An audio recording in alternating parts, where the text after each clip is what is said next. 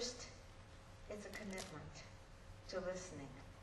And it truly is a commitment to listening, because we have to be willing to still our minds and to connect with that part of ourselves that can truly connect with that guiding energy within us. Each one of you has come down onto this planet with a life plan. You were born knowing, your soul knew what it needed to accomplish this lifetime. It came with certain desires to be fulfilled this lifetime. So you've already got some idea in your brain cells, wherever they put that stuff, that you have a plan, and you have been pushing to work out that plan. If you can think back at your earlier years, and I bet you can each connect with something within yourself that knew you had to question something about your life, and you wanted answers to it. And when at times you kind of sat around and were quiet, and all of a sudden the answer came, that's your intuition working. Your intuition is a definite part of divine guidance.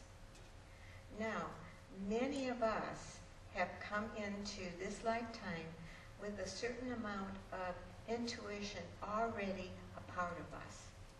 We've already developed a part of our intuitive nature, and perhaps our last life or the life before that, somewhere in there, you have connected with that part of yourself, or you wouldn't be coming to meditation. You wouldn't be wanting to know more about who you are. But your intuitive self is pulling you and pushing you. And when we have that type of, I call it steamroller, because sometimes it rolls me right along. It pushes in me and just kind of shoves me in a direction.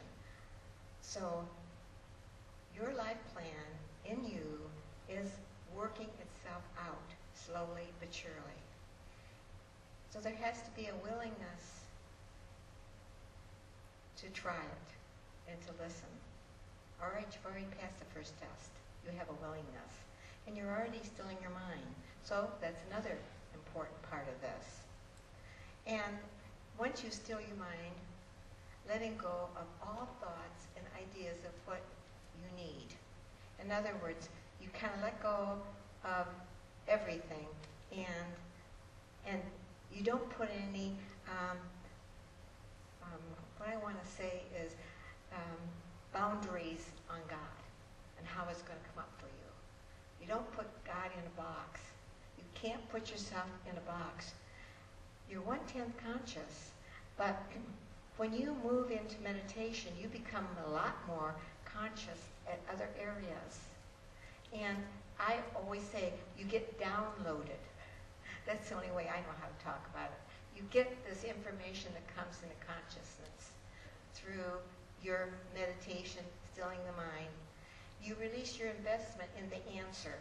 Listening is difficult when you desire a special answer.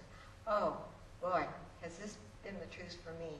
So many times when I have gone into my meditation with a desire, and I think I know the answer, I just want some backup.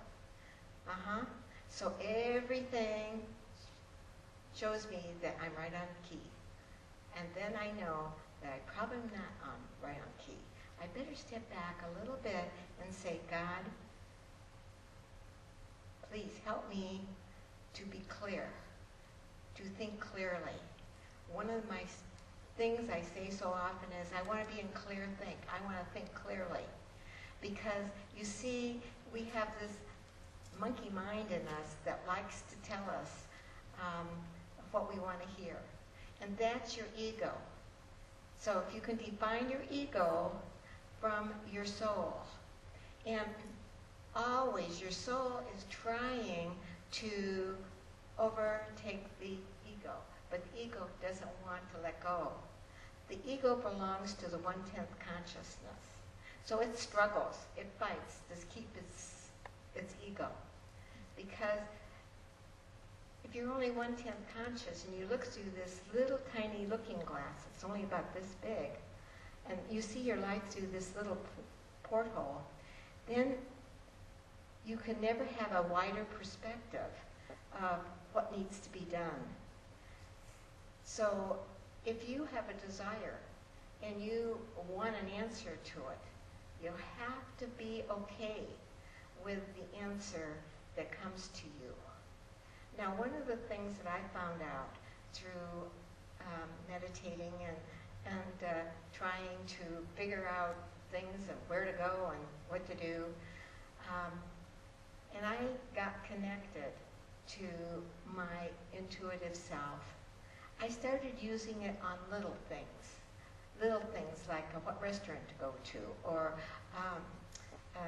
what store to go pick up my turkey. Something real simple. So if I made a mistake, it's no big deal. Because as I got used to the energy that comes through with the answer, so it comes with a vibration and energy that you start to recognize. And the more you recognize it and it becomes more clear to you, the more you can trust it. And at that point, you can really step out in faith because you know that you're on target.